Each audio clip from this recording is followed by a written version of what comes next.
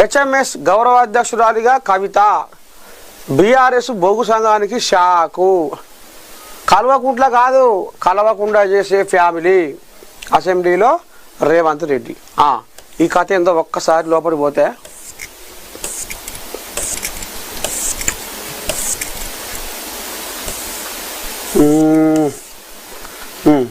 పొంగులేటి ఏమంటుండు, మీ చరిత్ర అంతా బయటికి తీస్తాం.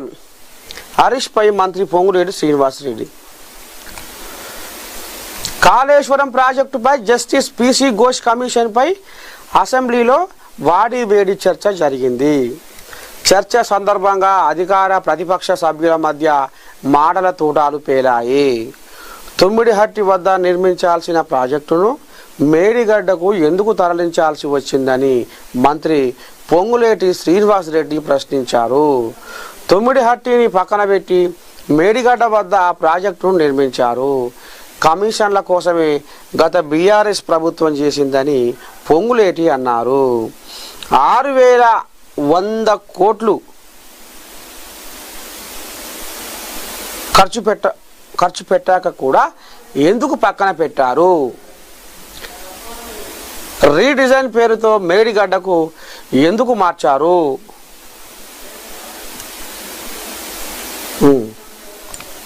అంత హడావుడిగా ప్రాజెక్టు కట్టాల్సిన అవసరం ఏం వచ్చిందని పొంగులేటి అన్నారు. నిపుణుల కమిటీ సూచనల పక్కకు పెట్టి మేడిగడ్డ ప్రాజెక్టు కట్టారని, మీకు కావాల్సింది రాదనే కదా మేడిగడ్డకు మార్చారన్నారు. 1,00,000 కోట్లు దోచే ఉద్దేశంతోనే కాళేశ్వరం కట్టారని హరీష్ రావుపై పొంగులేటి ఫైర్ అయ్యారు. ఒకే టెక్నాలజీతో 3 ప్రాజెక్టులు కట్టారని, ఇప్పుడు 3 బ్యారేజీలు ప్రమాదంలో ఉన్నాయని మంత్రి అన్నారు. సీక్ అండ్ ఫైల్ టెక్నాలజీ వాడటమే ప్రాజెక్టుకు ముప్పు ఏర్పడిందన్నారు. మామ చెప్పగానే అల్లుడు ఇంప్లిమెంట్ చేశారని తెలిపారు. కాంక్రీట్ డయాఫ్రమ్ వాల్ కట్టనందుకే ప్రమాదంలో ఉన్నాయని పొంగులేటికి ఈ రకంగా ఇక నిన్న అసెంబ్లీలో మధ్యలో మొత్తం మోగిచ్చిండట ఎవరి హరీష్ మీద.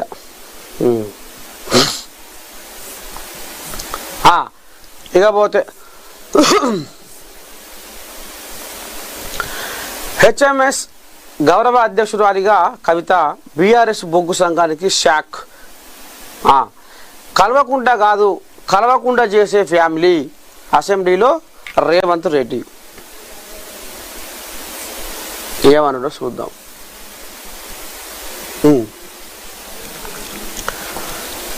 సిబిఐకి కాళేశ్వరం. అసెంబ్లీలో ముఖ్యమంత్రి రేవంత్ సంచలన ప్రకటన. అర్ధరాత్రి 1:40 దాకా సభలో చర్చ. కాంగ్రెస్ ప్రభుత్వానికి అంతా పొలిటికల్ డ్రామా. మాజీ మంత్రి హరీష్. డ్యాముకు బ్యారేజీకి తేడా లేకుండా కాళేశ్వరం కట్టారు మంత్రి ఉత్తమ్ కుమార్ రెడ్డి. కాంట్రాక్టర్లతో కుమ్మక్కై కాళేశ్వరం అంచనాలు పెంచారు. మల్లు బట్టి విక్రమార్క ఫైర్. మామ చెప్పినట్టే అల్లుడు చేశాడు, మీ చిట్టా అంతా తీస్తాం మంత్రి పొంగులేటి ధ్వజం. శిక్షలు తప్పించుకోవడానికి హరీష్ రావు డ్రామాలు మంత్రి కోమటిరెడ్డి ఫైర్. అయ్యా జోషి, స్మిత, రామకృష్ణారావు కూడా బాధ్యులేనని రిపోర్టులో ఉంది. ప్రమోషన్ ఎలా ఇచ్చారు బీజేఎల్పీ నేత మహేశ్వర్ రెడ్డి. సభలో సవాళ్ళు. బీఆర్ఎస్ ఎమ్మెల్యేల ఆందోళన.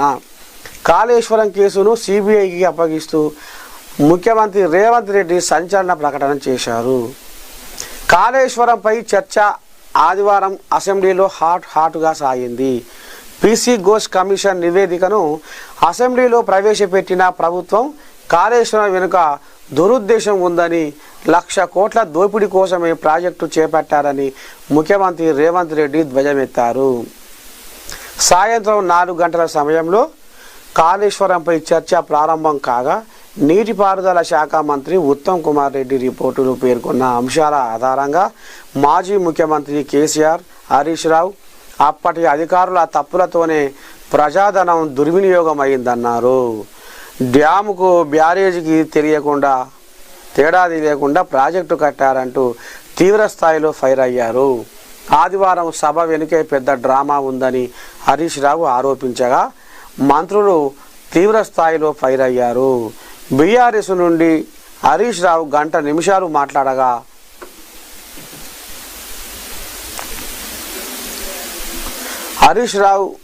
హరీష్ రావే ఇందులో తప్పు చేశారని కమిషన్ స్పష్టంగా పేర్కొందని ముఖ్యమంత్రి చెప్పారు. కాళేశ్వరంపై హాట్గా చర్చ జరగగా ముఖ్యమంత్రి మంత్రులు కాళేశ్వరంలో దురుద్దేశం ఉందన్న అంశాన్ని బలంగా తీసుకెళ్లగలిగారు. మొత్తానికి ఇక నిన్న అసెంబ్లీకి ఇక గజ్వేల్ రాజు అసెంబ్లీకి కూడా రాలేదు. నిన్న వస్తాడేమో చూడాలి, ఏం మాట్లాడతాడో ఏం కథో, ఏమంటాడో ఏం కథో, ఏం చెప్తాడో ఏం కథో. ఈ కాళేశ్వరం కథ ఏంది మరి? తుమ్మిడిగట్టి కాడ ఉండాల్సింది ఈ మేడిగడ్డ దాకా ఎందుకు వచ్చే?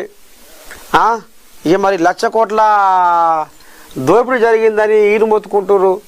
అట్లా కాదు గిట్లా అని ఎందుకు అంటలేడు, ఎందుకు వస్తలేడు, ఎందుకు సమాధానం చెప్తలేడు అనేది కూడా ఇప్పుడు తెలంగాణ సమాజం కూడా ఎదురు చూస్తూ ఉంది. తప్పు చేయనోడు ఎందుకు బాయికాడ ఉంటుండు? తప్పు చేసిండు కాబట్టి అసెంబ్లీకి వచ్చి మాట్లాడతలేడు.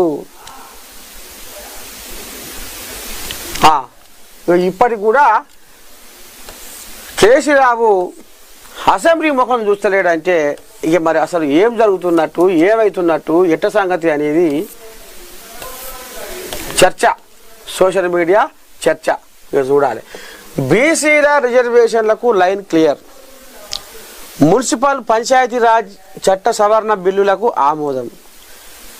బిల్లులు ప్రవేశపెట్టిన మంత్రి సీతక్క. గత ప్రభుత్వ చట్టమే గుదిబండ సీఎం రేవంత్ రెడ్డి ఫైర్. నేడు బిల్లు ఆమోదించాలని గవర్నర్ను కలవాలన్న అఖిలపక్షం. 42% రిజర్వేషన్లకు వెళ్తాం మంత్రి పొన్నం.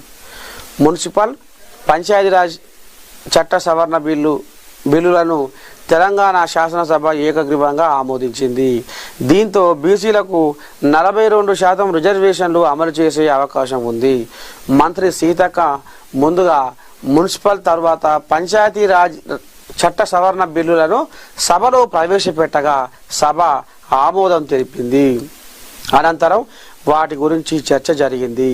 ఈ సందర్భంగా మంత్రి సీతక్క ప్రసంగిస్తూ ఆర్థిక అసమానతలు తొలగాలంటే ఉపాధి కూడా ఉండాలని పేర్కొన్నారు. చిత్తశుద్ధి ఉండడం వల్లే బీసీలకు 42% రిజర్వేషన్లపై బిల్లు తెచ్చామన్నారు.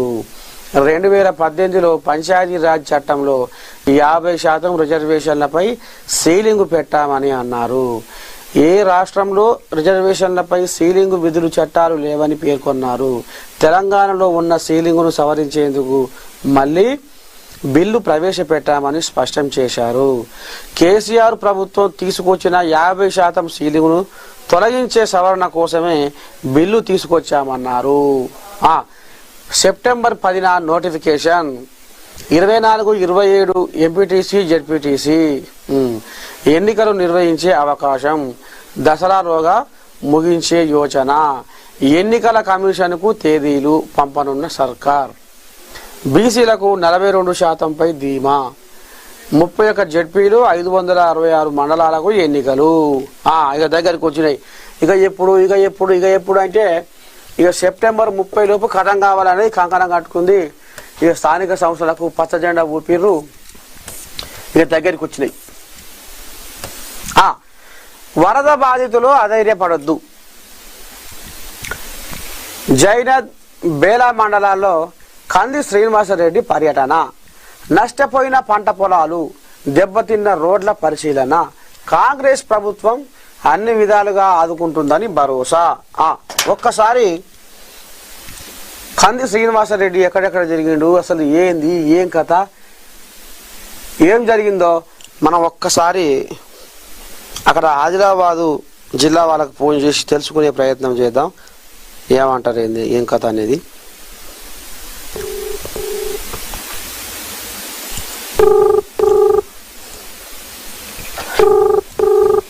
అందులో ఉంది, అది 5లో ఉంది. శనార్థి పెద్ద మనిషి బాగున్నావా? బాగున్నా, మీరు బాగున్నారా? అంత బాగే. మీరు మార్నింగ్ న్యూస్ లైవ్ లో ఉన్నారు. అవును. ఇది ఎట్ట సంగతి మరి నిన్న పెద్ద మనిషి అంత అక్కడక్కడ గాలి ఇచ్చిండట ఎటెట జరిగి మరి నేను మన వారముసులకు ఏం నష్టం ఆయే సారు ఏం చెప్పి పాయే కంది శ్రీనివాసరెడ్డి 31 2 రోజులు కూడా 30 నాడు ఆదిలాబాద్ రూరల్ మండలంలోని తంతోలి, అంకోలి, పిప్పలవాడ, పిప్పల్దరి, వాన్వాడ్, మామిడిగూడ, కండాల, బోరిగాం ఏదైతే వరద ముంపుకు గ్రామాలు ముంపుకైనాయో పరివాహక ప్రాంతంలో ఉన్నటువంటి చేన్లలో నీళ్లు వచ్చినాయి. దాంట్లో పంట నష్టం జరిగింది. దాంట్లోని భాగంగానే కాంగ్రెస్ నాయకులతోటి అక్కడ రూరల్ మండల నాయకులతోటి పర్యటించి వాహనం పోనట్టయితే కాలినడకన ఎడ్ల బండిపై కూడా ప్రయత్నించిండు చేరుకోవడానికి. ముంపు గ్రామాలన్నీ కూడా పర్యటించి పూర్తిగా ముంపు గురైన ఎవరైతే కుటుంబాలు ఉన్నాయో వారికి ధనవంతు కంది ఫౌండేషన్ ద్వారా కూడా ఆర్థిక సాయాన్ని అందించింది. ఓకే, అయితే ఇటు ప్రభుత్వ పరంగా కాకుండా కూడా ఫౌండేషన్ పరంగా కూడా ఆర్థిక సాయం ఎంతో కొంత అందిస్తున్నాడు. మళ్ళా 31 రోజు కూడా 31 బోరద్, జైనత్ మండలాల్లో ఇది పెనుగంగా పరివాహక ప్రాంతం. అక్కడ ప్రవహిస్తుంటే ఇక్కడున్న నదులన్నీ కూడా అడ్డంగా మారి వెనుక జలాలంతా వెనుకకు వస్తాయి. వెనుకకు వచ్చి అక్కడ పెనుగంగా పరివాహక ప్రాంతంలో ఉన్నటువంటి చేనులంతా నీరు నిండిపోయింది. దానివల్ల కూడా బాగా పంట నష్టం జరిగింది. రోడ్లు ఎక్కడెక్కడ దిగిపోయినాయి.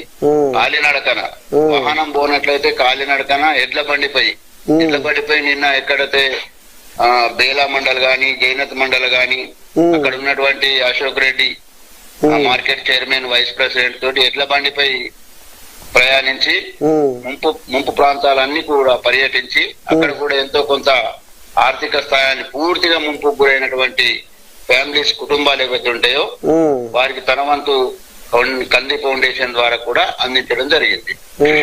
ఇప్పుడు ఇక్కడ కామారెడ్డి మొత్తం కన్నీళ్ల పాలైంది, కష్టాల పాలైంది. కామారెడ్డి మొత్తం ఆగానికి వచ్చింది. కనీసం తినడానికి వాళ్ళకు తిండి కూడా లేదు. ఇక్కడ బువ్వ కూడా నోసుకోకుండా అయిపోయింది వాళ్ళ పరిస్థితి అనేది వింటున్నాము. మరి ఇక్కడ కూడా మరి మీ ఏరియాలో కూడా ఏమన్నా అట్లాంటి పరిస్థితులు ఏమైనా వచ్చినాయా? ఆకలికి, దూపకు ఏమన్నా? ఇక్కడ కూడా ఆకలికి, దూపకు వస్తే పట్టణం లోపల కొన్ని ప్రాంతాలు ముంపు గురేది. ముంపు గురైతే అక్కడ ఉన్నటువంటి కంది ఫౌండేషన్ ఆహార పొట్లాలు తయారు చేసి అక్కడ ఉన్నటువంటి ఫ్యామిలీస్ అందరికి కూడా 1-2 రోజులు పులవేర అటువంటి తయారు చేసి పంపించేయడం జరిగింది కంది ఫౌండేషన్ ద్వారా. ప్రభుత్వ పరంగా కూడా భరోసా ఇస్తున్నాడు. ఎకరానికి ఎన్ని వేలు ఇప్పిస్తాం అని చెప్పేసి భరోసా ఇస్తే వారిని అంత అధైర్యపడకండి. ప్రభుత్వం మనది ఉన్నది, రేవంత్ రెడ్డి గారి ప్రభుత్వం ఉన్నది, కాంగ్రెస్ ప్రభుత్వం ఉన్నది అని చెప్పేసి పర్యటిస్తూ వాళ్ళందరికీ కూడా ధైర్యం నింపుతున్నాడు. ఇక మరి ఎలక్షన్లు కూడా మూది ముంగడికి వచ్చాయి. సర్పంచ్ ఎలక్షన్లు, ఈ ఎంపీటీసీ, జెడ్పీటీసీ కూడా. అవును. ఇక మరి ఎట్టటి సంగతి ఏంది, ఏం కథ, ఏమి నడుస్తుంది? గుసగుస మరి సర్కారుకు పలుకుబడి ఉందా? పలుకుబడి బాగానున్నది. బీసీ ఏదైతే 42% రిజర్వేషన్ రేవంత్ రెడ్డి గారు ప్రవేశపెట్టిండో దానివల్ల బీసీలంతా కూడా కాంగ్రెస్ వైపు మొగ్గు చూపుతున్నారు. ఇప్పుడు 6 గ్యారంటీలలో కూడా దాదాపు అన్ని గ్యారంటీలు, విద్యుత్ అనుకోండి, బస్సు ఫ్రీ అనుకోండి, ఆరోగ్యశ్రీ అనుకోండి, ఆహార భద్రత అనుకోండి, రేషన్ 3 నెలలకు ఒకేసారి ఇవ్వడం, అంటే ఏదో గ్రామాలకు వాహనం పోదని తెలిసి ఒకటిసారి 3 months రేషన్ కూడా పంపిణీ చేయడం జరిగింది. ఇప్పుడు ఎంత ఇబ్బంది అవుతుండే కదా రేషన్ పంపిణీ చేయకుంటే. అవునవునవును, ఈ వారముసలకు ఈ బాడలు అంతా రోడ్లు, బ్రిడ్జ్లు అన్ని తెగిపోయినాయి తాత గారు. అవు చూస్తూనే ఉన్నాం రోజు మనం.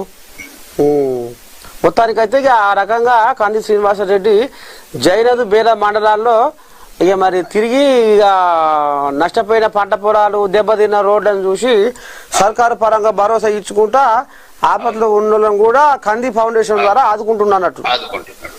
ఆదిలాబాద్ రూరల్ మండల్ కూడా తిరిగిండు మొదటి రోజు. ఆదిలాబాద్ రూరల్ మండల్లో బేలా ఇక్కడ ఉన్నటువంటి 5 మండలాలు సుడిగాలి పర్యటన. వాహనం పోనట్లయితే కాలినడకన ఎడ్ల బండి పైన నాయకులతో వేసి వారి యొక్క సర్వే రిపోర్ట్ కూడా కలెక్టర్ ద్వారా మాట్లాడి అంత తయారు చేపిస్తున్నాడు. గణపతి పండుగ ఎట్లా జరిగింది మరి? గణపతి బాగా గ్రాండ్ గా జరిగింది. ఫౌండేషన్ ద్వారా ప్రజాభవన్ లో. సరే, ఇది కథ. సరే, ఉంటా శనార్థి. ఓకే శనార్థి. మంచిది మంచిది మంచిది. దేవిదాసు ఈ రకంగా మన ఏఎన్ఎన్ ఛానల్లో ఇలా అంబయ్య వెళ్ళబోసుకుంటూ కంది శ్రీనివాసరెడ్డి ఎక్కడెక్కడ ఏంది ఏం కథ, ఏ రకంగా జనాలకు భరోసా ఇస్తున్నాడు, కంది ఫౌండేషన్ ద్వారా మరి ఆపది సాపది ఖర్చుకొని వాళ్ళని కడుపులో పెట్టుకొని ఏ రకంగా చూసుకుంటున్నా అనేది చెప్పుకొస్తుండు. సరే, ఇక పోతే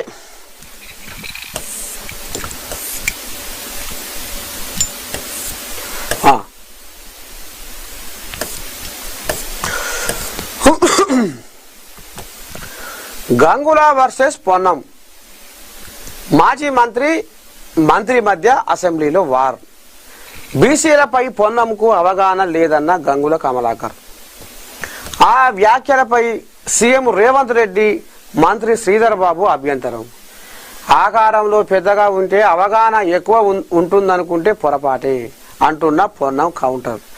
నేను కూడా బాడీ షేమింగ్ గురించి మాట్లాడితే పెద్ద కాంట్రవర్సీ అవుతుందన్న కమలాకర్. అమ్మో.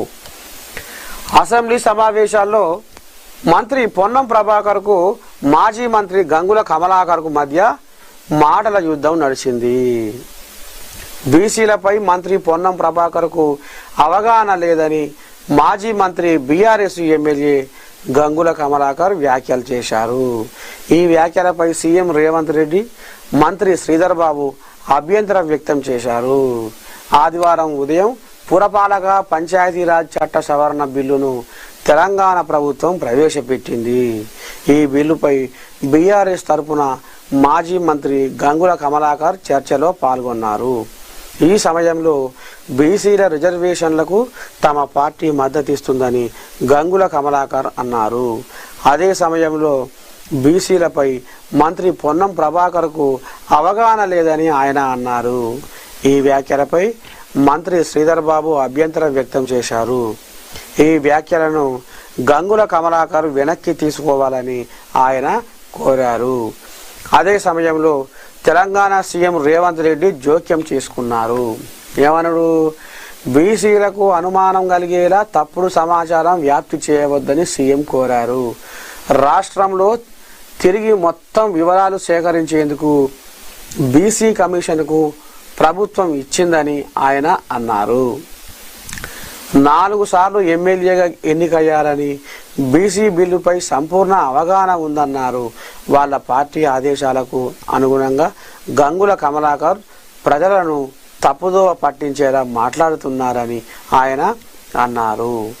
మాజీ మంత్రి బీఆర్ఎస్ ఎమ్మెల్యే గంగుల కమలాకర్ను మంత్రి పొన్నం ప్రభాకర్ బాడీ షేమింగ్ చేశారు.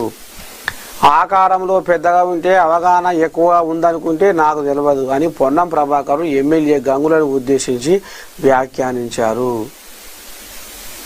బీసీ రిజర్వేషన్లపై అవగాహన తనకు లేదంటే గంగుల కంటే ఎక్కువ చదువుకున్నా, రాజకీయాల్లో విద్యార్థి దశ నుంచి ఉన్నా నాకు ఎక్కువ తెలియదు అనుకుంటే పొరపాటు. నేను ఏమంటున్నా అంటే ఆకారంలో పెద్దగా ఉంటే అవగాహన ఎక్కువ ఉంటుంది అనుకుంటే పొరపాటు అని పొన్నం ప్రభాకర్ వ్యాఖ్యానించారు. పెద్ద కాంట్రవర్సీ అవుతుంది గంగుల కమలాకర్. పొన్నం ప్రభాకర్ వ్యాఖ్యలపై ఎమ్మెల్యే గంగుల కమలాకర్ స్పందించారు. నేను కూడా బాడీ షేమింగ్ గురించి మాట్లాడితే పెద్ద కాంట్రవర్సీ అవుతుంది అని పేర్కొన్నారు. తాను కేవలం ఒకటే అడుగుతున్నా, శాస్త్రీయంగా బీసీ రిజర్వేషన్లు కల్పించండి. రాజ్యాంగ పరంగా 9వ షెడ్యూల్లో చేర్చాలని డిమాండ్ చేస్తున్నాం. అసెంబ్లీలో బిల్లు పెట్టి జీవో పాస్ చేయడానికి 20 నెలలు ఎందుకు టైం వేస్ట్ చేశారు? ఈ పని అప్పుడే చేసి ఎన్నికలకు వెళ్లాల్సింది అని గంగుల కమలాకర్ పేర్కొన్నారు. మార్చి 2024లో జీవో నెంబర్ 26ను బీసీ కమిషన్ ద్వారా తీసుకొచ్చారు. ఆ తరువాత బీసీ కమిషన్ మాయమైంది అని బీఆర్ఎస్ ఎమ్మెల్యే గంగుల కమలాకర్ వ్యాఖ్యానించారు. మొత్తానికి ఇక గంగులకు పొన్నానికి జరంత పంచాయతీ పుట్టింది ఈ బీసీ బిల్లుగా. ఇంకో మాట, మరి రేవంత్ రెడ్డి కూడా ఏదో అనుకొచ్చిండు, కల్వకుంట్ల కాదు కలవకుండా చేసే ఫ్యామిలీ. బీఆర్ఎస్ అధినేత కేసీఆర్ ఇంటి పేరు కల్వకుంట్ల కాదు, కలవకుండా అని ముఖ్యమంత్రి రేవంత్ రెడ్డి అసెంబ్లీలో ఎద్దేవా చేశారు. కేసీఆర్ రాష్ట్రంలో ఎవరిని కలవకుండా చేస్తున్నారని ఆరోపించారు. బీసీలు ఓసీలు కలవకూడదు, ఎస్సీలు ఎస్టీలు కలవకూడదు, హిందువులు మైనార్టీలు కలవకూడదు అనే సిద్ధాంతాలను కేసీఆర్ పాటిస్తున్నారని రేవంత్ రెడ్డికి ఈ రకంగా అనుకొస్తుంది.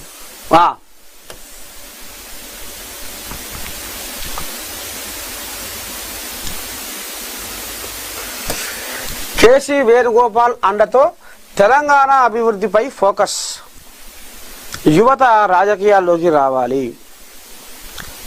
బీజేపీ యువత హక్కులను కొల్లగొడుతుంది. బీజేపీ సర్కారుపై ముఖ్యమంత్రి Revanth Reddy fire. MP merit award కార్యక్రమంలో కీలక వ్యాఖ్యలు. ఎంపీ మెరిట్ అవార్డు 2025 కార్యక్రమానికి సీఎం రేవంత్ రెడ్డి ముఖ్య అతిథిగా హాజరై మాట్లాడారు. కేసీ వేణుగోపాల్ ఎల్లప్పుడూ పేదల పట్ల, అణగారిన వర్గాల కోసం పోరాడుతూనే ఉన్నారని, అణచివేతకు అన్యాయానికి గురవుతున్న బాధితుల తరపున వారు గొంతుకగా నిలుస్తున్నారన్నారు.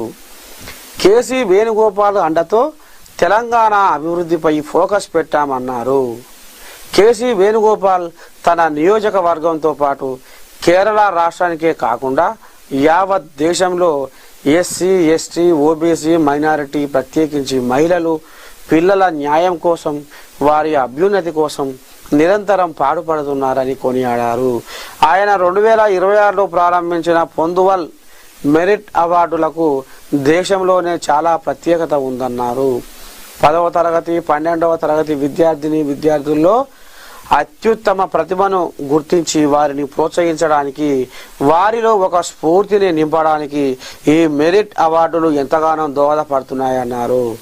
ఈ ఏడాది 100% ఫలితాలను సాధించిన 150 పాఠశాలల్లో దాదాపు 3500కు పైగా ప్రతిభ కలిగిన విద్యార్థులకు అవార్డులు అందిస్తున్నారన్నారు. దేశంలో విద్యకు కేరళ రాష్ట్రానికి బలమైన సంబంధం ఉందని తెలిపారు. కేరళ రాష్ట్రంలో విద్యారంగానికి ఎంతో ప్రాధాన్యత ఇస్తున్నారని చెప్పారు. 10వ 12వ తరగతి తర్వాత 0% డ్రాప్ అవుట్ సాధించడం అంటే అందులో ఆశ్చర్యం ఏమీ ఉండదన్నారు. విద్య అనేది మనకు లభించిన ఒక గొప్ప బహుమతి. విద్య అన్నది ఒక గొప్ప ఆయుధం, అదే అందరికీ గొప్ప శక్తి అని నేను చాలా బలంగా విశ్వసిస్తా. అలాంటి విద్యకు ప్రాధాన్యతనిస్తున్న దైవభూమి కేరళ రాష్ట్రం. తెలంగాణలో విద్యాభివృద్ధికి పెద్ద ఎత్తున దృష్టి సారించాం. విద్యకున్న ప్రాధాన్యత గురించి నేను ప్రతి సందర్భంలోనూ ప్రజలకు చెబుతున్నా. ప్రభుత్వం చేసే సంక్షేమం, అభివృద్ధి, సంస్కరణలు ఏది చేసినా విద్య మనకు అత్యంత ప్రాధాన్యత కలిగింది. వచ్చే 10 ఏళ్లలో తెలంగాణను 1 ట్రిలియన్ ఎకనామీగా తీర్చిదిద్దడమే లక్ష్యంగా పెట్టుకున్నాం. 2047 నాటికి తెలంగాణను 3 ట్రిలియన్ ఎకనామీగా తీర్చిదిద్దేందుకు కృషి చేస్తున్నాం. తెలంగాణలో పేదలకు నాణ్యమైన విద్యను అందించాలని సంకల్పించాం. కేవలం 55 రోజుల్లో 11,055 ఉపాధ్యాయ ఉద్యోగాలను భర్తీ చేశాం. 100 నియోజకవర్గాల్లో యంగ్ ఇండియా రెసిడెన్షియల్ స్కూల్స్ నిర్మించబోతున్నాం. ఒక్కో స్కూల్స్కు 200 కోట్ల ఖర్చుతో 25 ఎకరాల్లో నిర్మించబోతున్నాం. సరే, ఇక ఈ రకంగా కేసీ వేణుగోపాల్ అండతో తెలంగాణ అభివృద్ధిపై ఫోకస్ అనేది ఇక మరి ఇట్లా నిన్న ఏంది ఏం అవార్డు, ఎంపీ మెరిట్ అవార్డు కార్యక్రమంలో ఇక ఈ రకంగా మాట్లాడుకొచ్చిండు పెద్ద మనిషి. పంచాయతీ నిధులపై పంచాయతీరాజ్ మున్సిపల్ సవరణ బిల్లు చర్చ. వేముల ప్రశాంత్ రెడ్డికి మంత్రి పొన్నం ప్రభాకర్ పరస్పర విమర్శలు. రాష్ట్రంలో ఇప్పుడు ట్రాక్టర్లలో డీజిల్ పోసే పరిస్థితి లేదని మాజీ మంత్రి కామెంట్స్. 20 నెలల కాలంలో బిల్లులు రాకనే సర్పంచులు ఇబ్బంది పడుతున్నారని వ్యాఖ్య. మీరు నిధులు ఇస్తే సర్పంచులు బిల్లుల కోసం ఎందుకు ధర్నాలు చేస్తున్నారంటూ పొన్నం కౌంటర్. పల్లె ప్రగతి పేరుతో పనులు చేయించి బిల్లులు ఇవ్వకుండా వారిని ఆగం పట్టించారని మంత్రి ఫైర్. తెలంగాణ అసెంబ్లీలో పంచాయతీరాజ్ మున్సిపల్ సవరణ బిల్లు చర్చ సందర్భంగా బీఆర్ఎస్ మాజీ మంత్రి వేముల ప్రశాంత్ రెడ్డికి మంత్రి పొన్నం ప్రభాకర్లు పరస్పర విమర్శలు సంధించుకున్నారు. వేముల ప్రశాంత్ రెడ్డి మాట్లాడుతూ కేసీఆర్ పల్లె ప్రగతి కార్యక్రమం తీసుకొని కేంద్ర నిధులకు సమానంగా రాష్ట్ర ప్రభుత్వం నుంచి గ్రామ పంచాయతీలకు నిధులు అందించారని, దీంతో గ్రామాల్లో అభివృద్ధి జరిగిందన్నారు. ఒక్కసారి వేముల ప్రశాంత్ రెడ్డి ఏం మాట్లాడిండు అనేది మనం ఒకరిని లైన్లో తీసుకుందాము. వేముల ప్రశాంత్ మాట్లాడుతూ కేసీఆర్ పల్లె ప్రగతి కార్యక్రమం తీసుకొని కేంద్ర నిధులకు సమానంగా రాష్ట్ర ప్రభుత్వం నుంచి గ్రామ పంచాయతీలకు నిధులు అందించారని, దీంతో గ్రామాల్లో అభివృద్ధి జరిగిందని చెప్పుకొస్తుండు. మరి ఇది నిజంగానేనా? ఒక్కసారి మనము ఈ అనుమానాన్ని మనం ఇది చేసుకుందాము. ఎందుకంటే ఈయన గతంలో సర్పంచ్ చేసిండు, ఈయన కూడా మళ్ళీ ఇప్పుడు కేసీరావు ఇలాకనే. శనార్థే నువ్వు మార్నింగ్ న్యూస్ లైవ్ లో ఉన్నావు.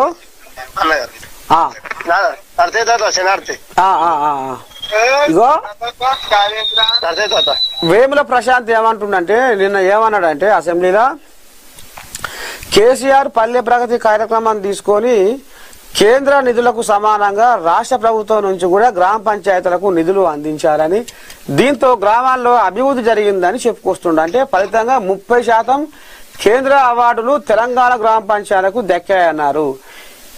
అంటే ఇప్పుడు కేసీఆర్ పల్లె ప్రగతి కార్యక్రమంతో కేంద్రంతో పాటు రాష్ట్ర ప్రభుత్వం కూడా అప్పుడు సమానంగా నిధులు అందించిందట, బ్రహ్మాండంగా అభివృద్ధి జరిగిందట. మరి ఇది నిజమేనా? అసలు ఏం జరిగే?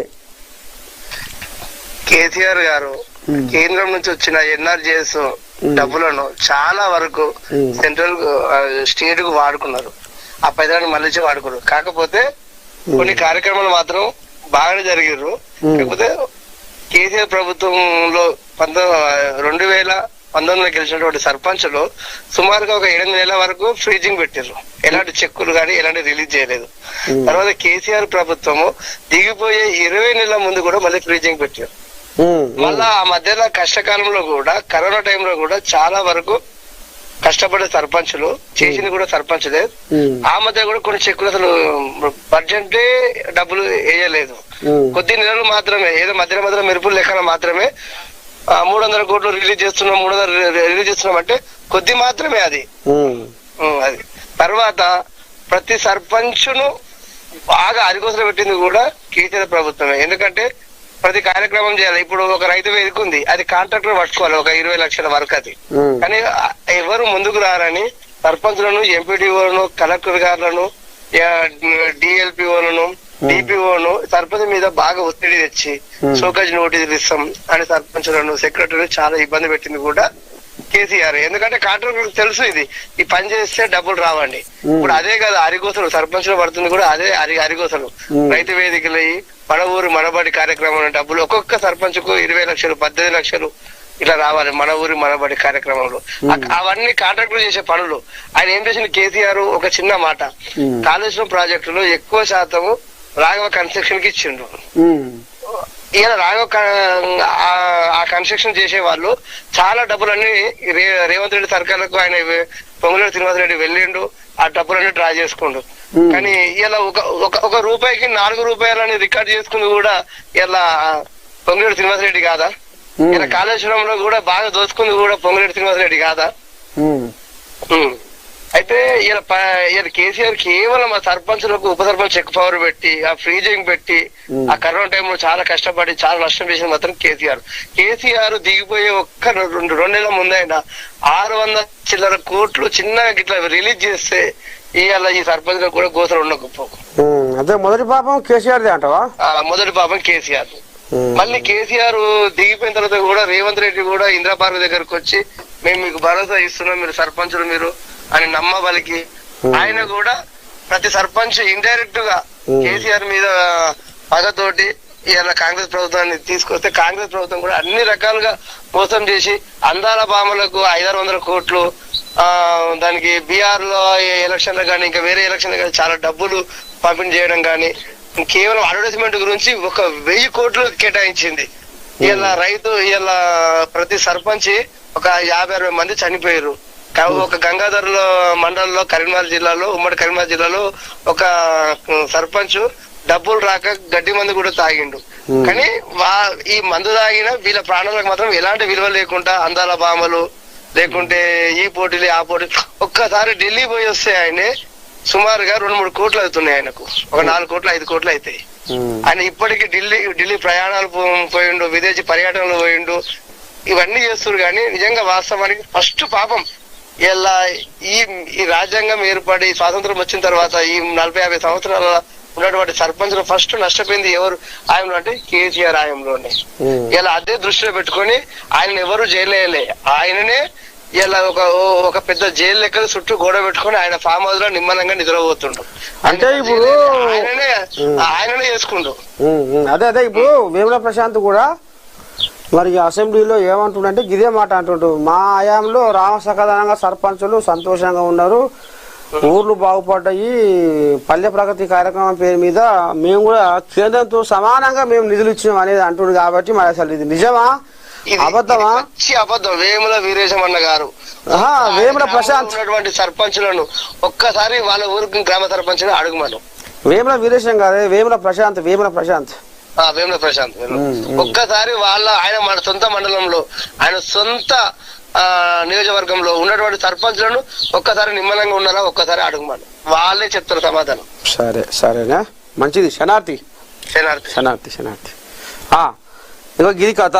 ఇక ఇప్పుడు అసెంబ్లీలో వేముల ప్రశాంత్ మాట్లాడిన మాట ఉత్తదే అనేది కూడా ఇప్పుడు తేలిపోయింది. ఈయనే ఎందుకంటే ఒక సర్పంచ్,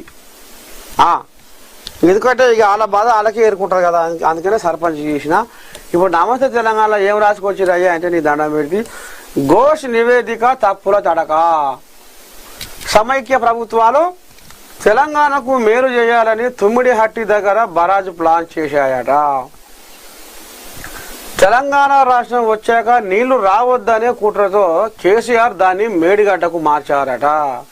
ఉమ్మడి రాష్ట్రం బాగుండేనట, తెలంగాణ వచ్చి నష్టం జరిగిందట. ఇది కాంగ్రెస్ వాదన. ఇక కాళేశ్వరంపై ఇచ్చింది చెత్త రిపోర్టు, చిత్తు కాగితము. అది పీసీ ఘోష్ కమిషన్ కాదు, పిసిసి కమిషన్. విచారణ ముసుగులో మా హక్కుల్ని కాలరాశారు, నోటీసులు ఇయ్యలే, క్రాస్ ఎగ్జామిన్ ఛాన్స్ ఇయ్యలే, అందుకే తప్పుడు రిపోర్టుపై కోర్టు తలుపు తట్టినం అంటురు. వీళ్ళు బీఆర్ఎస్ కోయిలాగలు గిట్లా అంటుర్రు మొత్తం. అది నిన్న ఎక్కడ గన్ పార్క్ కాడ పీసీ ఘోష్ రిపోర్టును శతబుట్టలో వేస్తుర్రట. ఇగోది ఈ కోయిలాగలే ఈ పదం పాడుతున్నాయి. మరి ఇది ఎట్ట సంగతి అనేది ఒక కాంగ్రెస్ వాళ్ళకి ఫోన్ చేసి అరుచుకుందాము. ఇందిరా శోభన్ ఏమి ఏమంటుందో చూద్దాం.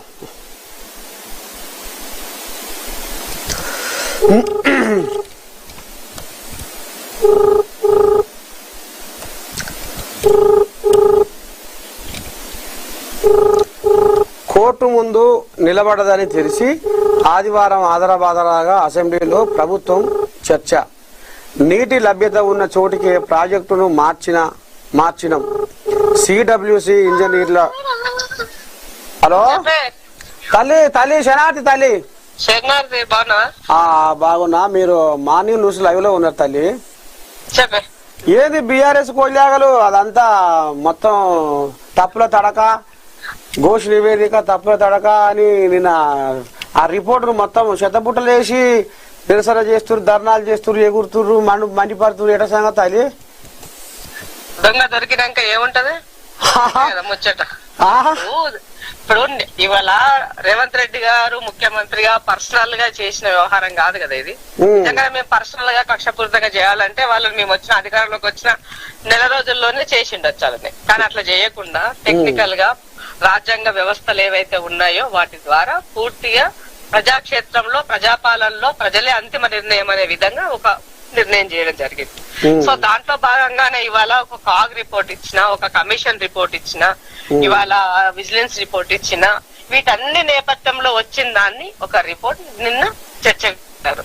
అర్ధరాత్రి 2:30 దాకా 2.5 గంటల వరకు కంచి ఒక 10 గంటలు సుదీర్ఘంగా చర్చ చేసి జరిగినటువంటి వాస్తవాలు సమాజాన్ని చెప్పి ఒక రికార్డ్ అయ్యేటువంటి ఒక ఎక్కడైతే ఉందో అక్కడ ఆ ప్రదేశంలో చర్చ పెట్టారు. నిజంగానే మీరు తప్పు చేయకపోతే కేసీఆర్ ప్రతిపక్ష నాయకుడు, గతం ముఖ్యమంత్రి, ఆనాడు నిర్ణయాలు చేసినాడు, ఆయనే అంతిమం. అలాంటప్పుడు మరి మీరు తప్పు చేయకపోతే నిన్న ఎందుకు మీరు చర్చకు రాలేదు? మీ యొక్క వాస్తవాన్ని మీరు సమాజం ముందు చెప్పుకోవడానికి మీకు అవకాశం ఉండింది కదా అసెంబ్లీ సాక్షిగా. ఆయన పవర్ పాయింట్ ప్రజెంటేషన్ ఇవ్వడానికి ఉన్నటువంటి చిత్తశుద్ధి ఇవాళ నేను తప్పు చేయలేదు అని చెప్పడానికి అవకాశం ఉన్న దగ్గర మీరు ఎందుకు ఉపయోగించుకోలేదు? సో అంటే 100% మీరు తప్పు చేసినట్టే అర్థమైపోతుంది కదా ప్రజలకి, మౌనమే అంగీకారం అన్నగా. రెండో విషయం ఏంటంటే ఇవాళ మీరు తీసుకున్నటువంటి నిర్ణయం, మీరు చేసినటువంటి దాంట్లో అంటే ఇప్పుడు ఘోష్ కమిషన్ రిపోర్ట్ అన్నది 665 పేజీల రిపోర్టు బయటకి రాలేదని మొన్నటిదాకా మీరు మాట్లాడినారు.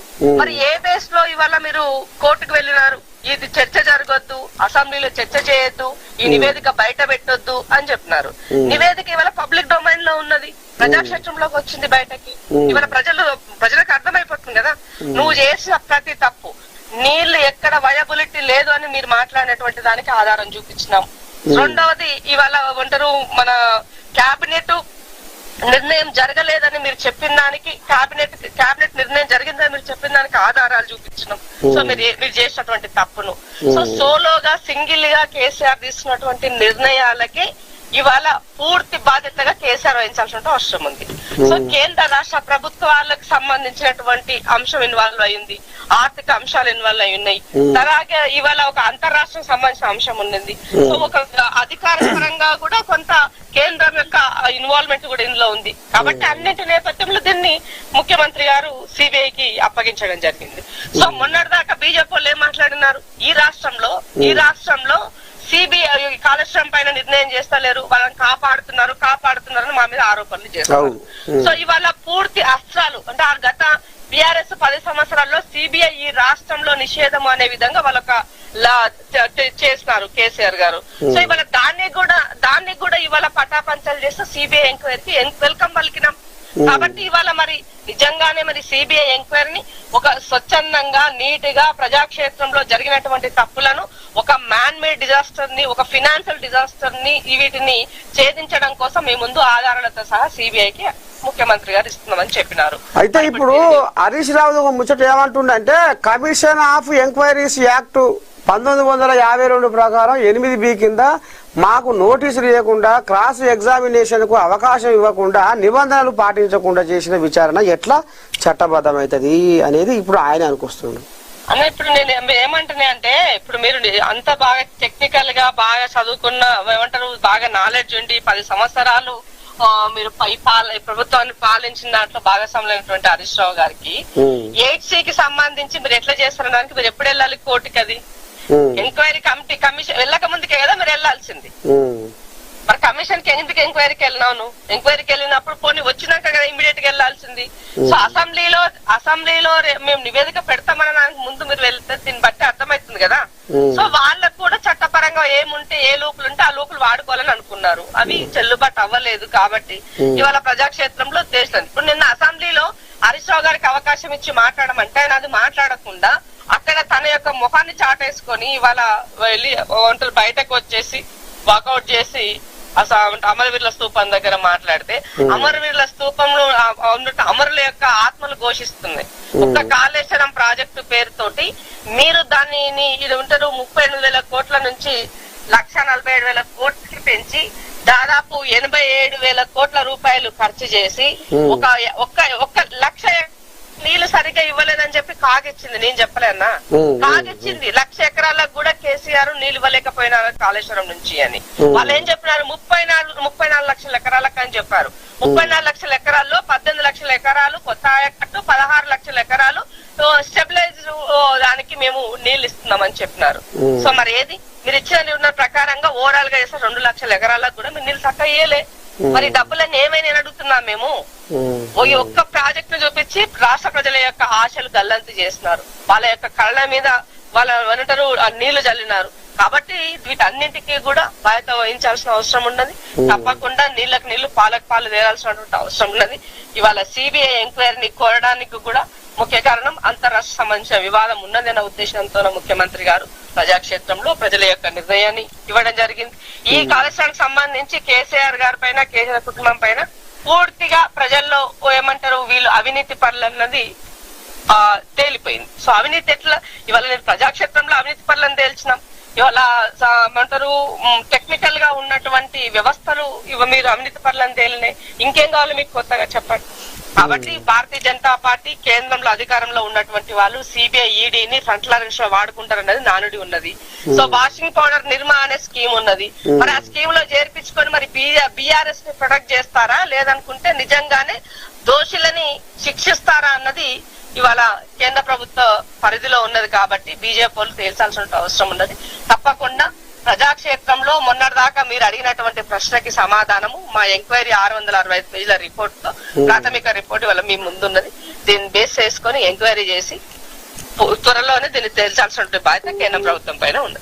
సరే, ఇక ఇది మొత్తానికి పొంతన లేని ముచ్చటతో ఘోష్ రిపోర్టు ఉందన్న ముచ్చటకు ఇగో మరి ఇక ఇందిరా శోభను కాంగ్రెస్ పార్టీ లీడరు ఈ రకంగా అంబాయి వెళ్ళవసుకున్న తల్లి ఉంటా శరార్థి. ఇది కథ మొత్తానికి. ఇక మరి మార్నింగ్ న్యూస్ విత్ నర్సయ్య తాత మధ్యలో మోత కార్యక్రమానికి సెలవు శనార్థి. రేపు పొద్దుగాల మళ్ళా కలుసుకుందాం. పొద్దుకంగా 8 గంటలకు మళ్ళా తప్పక కలుసుకుందాము. ఎరికే కదా తగ్గేదలే మీ నర్సయ్య తాతతో.